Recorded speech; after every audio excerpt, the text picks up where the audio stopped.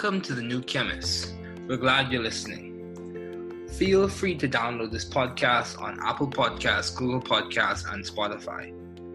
Here on the New Chemist, we discuss chemistry, which simply put is the science of change, as well as careers, community research, and COVID-19. We're happy you're tuning in. My guest today is Mike Zott. Thanks for joining me today. It is good to hear from you. Just briefly, I'll inform my audience about you. Mike Zott is currently a graduate student at California Institute of Technology. He is studying inorganic chemistry. He graduated from Georgia Institute of Technology.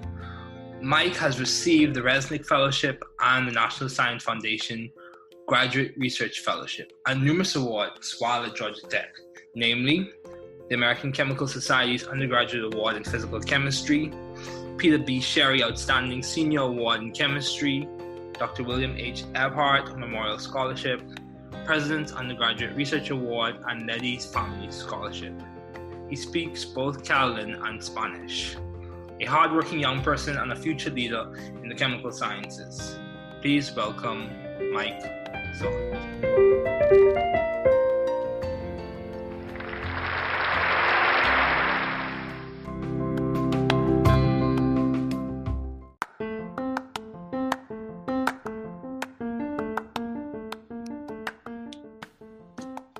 Hello, Mike. It's good to see you. Thanks for joining me today. Yeah, thank you for inviting me. Yeah, no problem. So, my first question for you is, what has been some of the most beneficial advice you have received? I think the most beneficial advice I've received, at least in the context of, I guess, the greater purpose of our discussion, which is talking about chemistry and kind of the way we interact with the world as chemists and the way that we think about the world as chemists, is essentially like kind of the advice that's pretty general, like never give up and keep on trying. If you get knocked down, you have to get back up again. And I think in the context of chemistry, this is probably the most important advice I've had, because when you're doing research, most likely your experiment is not going to work. Probably out of 100 experiments you do, maybe like, depending on which exact field of chemistry you're in, like 50 of them, 70 of them, 80 of them will fail. So really for me, I think the most important thing has been being told and being affirmed that failure is normal and that you just have to keep working and try again. Yeah, I agree. That's important, to persevere. So, do you have any advice for those wanting to pursue the field you are currently working in? Yeah, I would say my advice for someone who wants to be in chemistry is that they need to really seek out people who can give them guidance. I think you shouldn't wait for someone to say, like, let me help you. I think you have to be really proactive. Kind of like you've been doing with this podcast. You're reaching out to people, you're seeing what's worked for them in their careers, and especially lots of chemists. You're reaching out to them, the people who have experience in the field, and you're seeing like what made you successful, what worked well for you. I think you really have to look around and find a mentor who can, or mentors, multiple mentors who can really help guide you in your path, because there's a lot you can miss if you're trying to walk the path alone. Okay, so would you say that mentorship has played a large role in your development as a chemist? Yeah, definitely. Okay, that's good. So, why did you choose chemistry as a field to major in your undergraduate years? Yeah, so initially I chose biochemistry, which was kind of motivated out of, I like chemistry because it's a mixture of kind of applied science and then also fundamental science. It's called the simple science often.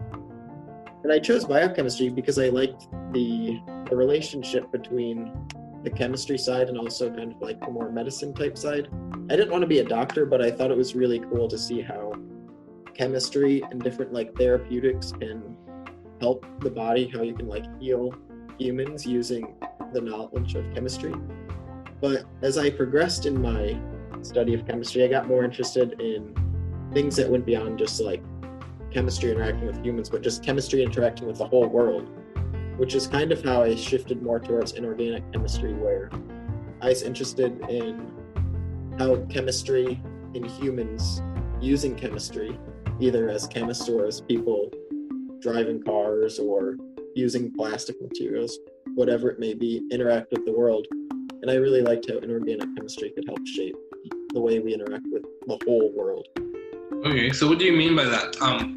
What specific ways, or even more, to be even more specific, what specific area of inorganic chemistry is your research centered around? Yeah, so my interest in inorganic chemistry even surpasses just my research. I'll talk about both, I guess. Okay. In terms of like in general, inorganic chemistry, for example, like all of the plastics around us, most of them are made using inorganic catalysts. Mm-hmm. Plastics play like a huge role in our world, and this has been like a development that happened within like the several decade time span that was a really important contribution from inorganic chemistry. Also, if you look at like a lot of the like industrial feedstock chemicals we have to use, like ammonia is one that's central to our research group, because ammonia is important for fertilizer and then as a nitrogen feedstock chemical. Okay. Inorganic catalysts are like necessary for providing more ammonia for both fertilizer and feedstock applications. There's also like hydrocarbon cracking. Mm-hmm. There are all sorts of different industrial applications that really heavily rely on metal catalysts. So inorganic chemistry really appealed to me as something that spanned so many different like areas of our life where we may not even realize it. Even just in your car, like your catalytic converter in your car is inorganic catalysts.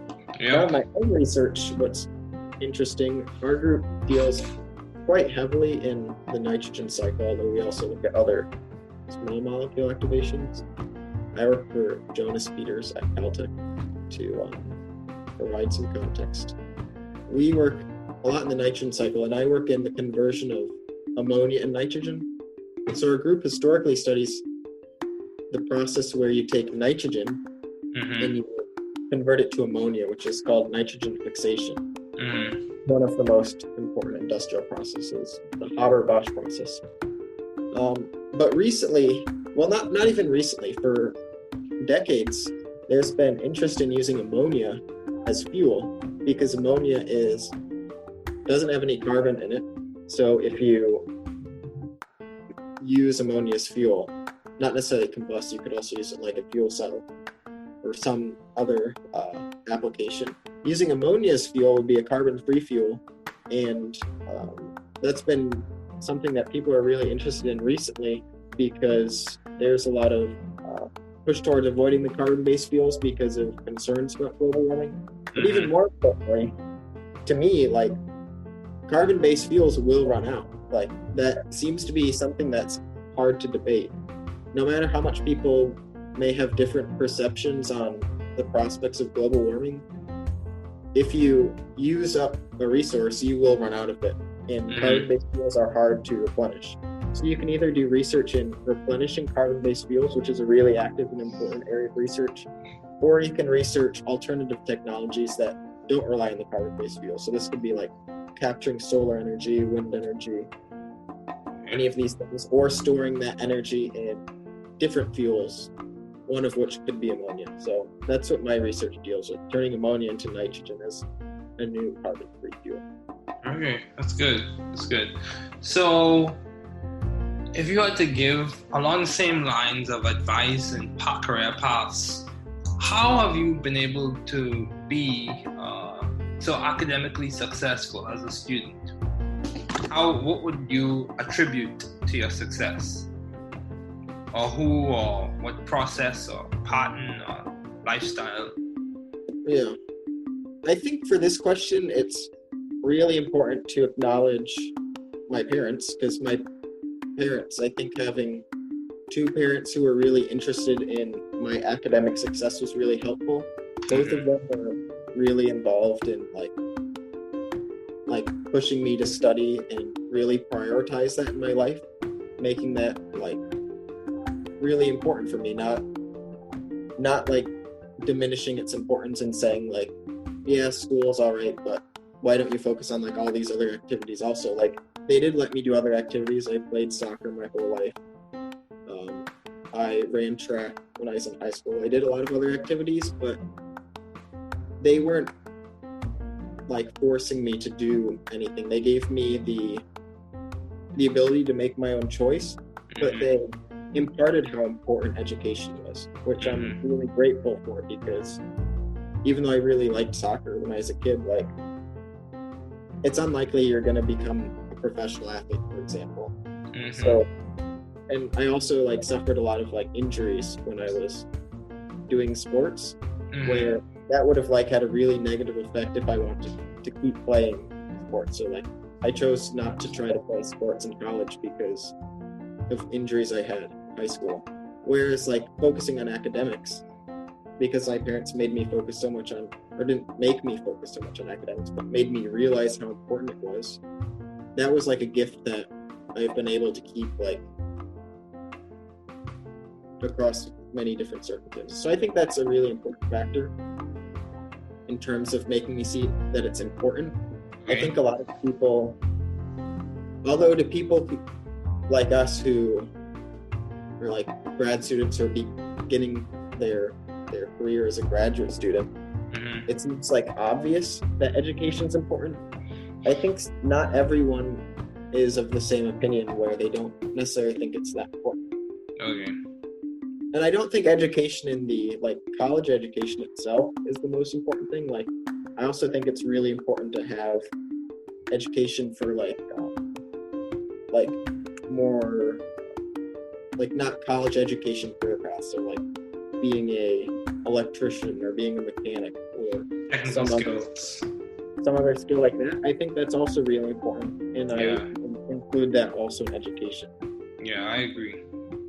Yeah, for example, like in the Bahamas, they have different paths that students can take, and one would be a strictly academic route, and there's also a pathway in which you can study at a technical and vocational institute. So yeah, both play a large role in development and providing job security and good opportunities for people to find work. So how do you maintain a balanced life given all your responsibilities and accomplishments? Or how are you trying to maintain a balanced life? Yeah, I think that's a kind of, I'm not a great person to ask about this, because I'm kind of, the way that I operate is kind of like my PI, he's told me many times like graduate school is a marathon. Yeah. But my response to that question is that I'm a sprinter. When I was in high school and I ran track, I was a sprinter. Like, my mentality is always like to go fast. Yeah. So that's something I'm trying to work on a bit, like being more patient. So I'm not really great with the whole balancing thing. Pretty much what I do is like I work really hard for a while, and then after that I'll rest for a while, and I kind of go in cycles, which is a fair strategy, but maybe the marathon strategy is slightly better. But yeah, I wouldn't say I'm the best source for the question. Okay, well, it's good to, I would say this, it's good to work and to rest. And the fact that you have found a way to incorporate both into your studies is very beneficial. So, how do you maintain vision and teamwork in your environment? Yeah, so I think that really ties in well with the last question about maintaining a balanced life in the notion of being a sprinter versus being a marathon runner. I think a really important thing is patience. I think patience has to be like one of the most important lessons I've learned in graduate school. And I think it's what is of utmost importance in maintaining vision and teamwork, because when you work in a team, inevitably people are going to want to work at different rates. They're going to want to have different thoughts. They're going to want to explore different pathways. You might disagree on which pathway you want to work on. So I think really patience is really important for maintaining vision and teamwork, because you need to really be patient and see where the other people on your team are coming from. You need to like really get in their shoes and see like how are they thinking about the problem, like what are their thoughts on the problem, not what my thoughts are on the problem. Like, what are my teammates' thoughts? And in order to do that, it takes time, and that means you need to be patient with the other people to figure out, what their thoughts are. Yeah, I agree. Patience is very important, and it allows you to be considerate, conscientious, and to work collaboratively and effectively with people, especially in scientific environments. So, along the lines of environment, how have you sought or found the right environment for you to thrive scientifically and or intellectually? How are you finding that environment, or how did you find it? Yeah, I think this is really something that just takes like personal experimentation. So for me, like the right environment for me to thrive, a lot of it has to do with like when I work and how I work. Like for me, I figured out that I like to work like later at night. I'm much more effective when I'm working later at night. So being in grad school where I have a pretty flexible schedule, I've been able to make my schedule such that I can work in the hours that I'm more productive, which is usually working later at night. And I think that's the main thing. I don't really know about other factors. Maybe you have some other factors in mind that you could bring up. But so you're basically saying personal experimentation. It requires some personal reflection and self-discovery and understanding yourself and how you fit into the environment. Yeah. So understanding how you fit in the environment is really important, and it takes the two factors. You have to see the environment, which is one factor, but you also have to do the self-reflection, which is really important. You have to like actively ask yourself, like, is what I'm doing working? Yeah, I agree. I completely agree, because I've heard different takes on this after interviewing several people. Self-discovery is important, self-reflection is important. Yes, finding a good environment is important as well, but sometimes you can complement to the environment becoming what you want. You can be a change agent in that environment, even as a beginner or learner. Because I've interviewed other people and they've stated how they've complemented to creating the environment that they wanted to see, or shaping the environment in a direction or a path that was aligned with what they value, thought to be true. So, how have you been adaptive and creative in the field of science? What specific ways or areas have you been adaptive or creative in science? Yeah, I think this question, I can't say that I'm necessarily adaptive and creative. What I'll say is that there's nothing new under the sun. Okay. I think the most adaptive and creative things I've been able to do that may seem adaptive or creative, I think come from looking very vigorously at what's already known. Okay. So in the context of chemistry, there are so many papers that have been published over, like, say, the last 200 years. And there's been so much research by so many people. And oftentimes, small paths of investigation get forgotten because at that point in time, it wasn't clear how the different paths connected with one another. But if you look from our modern perspective now and you look really deeply and you say, I saw like all these different paths that people were researching at different points in time, and now seeing all of them together at this current time, I see a link between them. I think finding that link between maybe these old threads of investigation is really an important thing that can be overlooked. A lot of times it's more exciting to try to find something brand new, but it's easy to find something new and creative from what's already known. So you have to really dig into what's known in the primary literature, and has been my experience in life.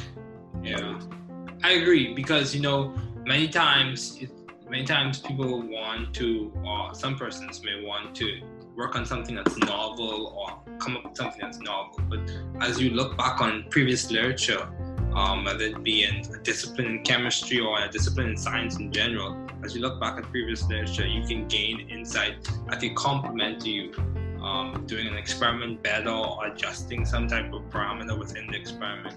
So yeah, I do agree. That is very important. So how do you maintain a view of the bigger picture in your career and in your life in general? Yeah, I think this question gets at one's worldview. Okay. So my personal worldview is that I'm a Christian and I have faith in Jesus. And for me, it's kind of a freeing thing, because maintaining the bigger picture of my life, that is the bigger picture for me. So I'm not tied to like being a perfect scientist or like being a new hero of scientists, like trying to be the new Einstein or whatever your favorite scientist may be. Yeah, like, I agree. Like I don't like, although I do like to try to like strive for perfection, if I fail, that's not a problem. Mm-hmm. I don't need to be perfect to like redeem my life. I just need to do my best, and as part of my personal like philosophy, which I think is tied to Christianity, trying to be the best version of yourself and leave the world better than you found it. Yeah. I think that even though that is my goal, if I fail, it's okay, because I don't need to be the best in order to be doing my part. I don't need to be successful. I just need to be really doing my very best and doing it. Yeah, I agree, because my worldview is based on my Christian faith as well, and my understanding is as we progress and as we move along, we try and get better day by day. It's a journey, so you don't have to like arrive or be some perfect person. So at the end of the day, we're gradually becoming better. So yeah, that does play a large role. A faith perspective does play a large role. So as we conclude, what have been your long-standing interests in the field of science? If you had to summarize it in like 2 or 3 sentences, what have been your long-standing interests in the field of science? I think now one of my long-standing interests is like conversion of fuel, like making a way for us to power our planet in a way that is better than our current systems. Okay. This relates to like it's long-standing in the fact that when I was a kid, one of my dreams was to have a Lotus Exige, this like fancy kind of niche sports car. Okay. But as I grew up, I came to see that I felt like a bad environmental steward if I were to buy a car that has 10 miles per gallon fuel efficiency. Okay. So now I feel like I need to be working on like, I still want a sports car, but I don't want to be a bad steward of the environment. Yeah, I understand. It's beyond that. This is kind of like a trivial example and somewhat of a joke, but I think it's true. We want to maintain our lifestyle, but we want to be good stewards of the environment. Yes. How can we do that if we don't have technology that will allow us to do both? We can't do both equally in the current state of our world, and our future generations won't be able to do it if there is no more fuel. So I see that as like a really, really important problem. Okay, that's good, man. That's very good. Thanks again for joining me today, Mike. It was good to have you here. Yeah, it was really good to see you, and it was nice.